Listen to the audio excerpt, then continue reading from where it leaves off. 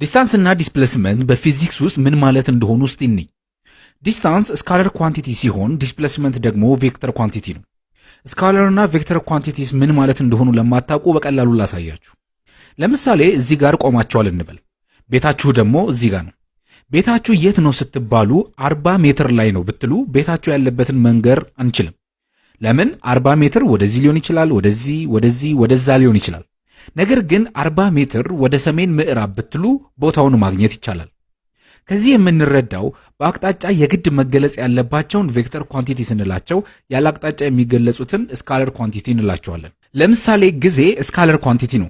መቼስ ወደ ሰሜን 1 ሰዓት አንልም። ቴምፕሬቸር፣ ዲስታንስ፣ ኢነርጂ የመሳሰሉት ስካለር ኳንቲቲ ሲሆኑ በቀጣይ ክፍሎች የምናያቸው ቬሎሲቲ፣ አክሰለሬሽን፣ ሞመንተም የመሳሰሉት ደግሞ ቬክተር ኳንቲቲዎች ናቸው። ወደ ዲስታንስ እና ዲስፕሌስመንት ስንመለስ እስቲ ቀለል አድርገን በምሳሌ እንያቸው። ለምሳሌ ኃይሌ ማራቶን ቢሮጥና የሮጠበት መንገድ ይሄ ቢሆን ሙሉ ወደ ምዕራብም ወደ ምስራቅም ወደ ደቡብም አቅጣጫ የሮጠውን ደምረን የሮጠው ዲስታንስ 42 ኪሎ ሜትር ነው እንላለን። ግን ዲስፕሌስመንቱ የሚሆነው ይሄ ነው። ምክንያቱም ዲስፕሌስመንት ሜጀር የሚያደርገው በተነሳንበትና በደረስንበት መሃል ያለውን አጭር መንገድ ነው። በመሆኑም ይሄን ርቀት 25 ኪሎ ሜትር ብንለው የዚህ ማራቶን ዲስታንስ 42 ኪሎ ሜትር፣ ዲስፕሌስመንቱ ደግሞ 25 ኪሎ ሜትር ይሆናል። ስለዚህ የሁሉም ማራቶኖች ዲስታንስ 42 ኪሎ ሜትር ሲሆን ዲስፕሌስመንት ግን እንደ መሮጫው ቦታ ሊለይ ይችላል ማለት ነው። ለምሳሌ የማራቶን መንገዱ ቀጥ ያለ መንገድና ምንም የአቅጣጫ ለውጥ የሌለው ከሆነ 42ቱም ኪሎ ሜትር ቀጥ ያለ መንገድ ከሆነ ዲስፕሌስመንትና ዲስታንሳችን እኩል ይሆናል።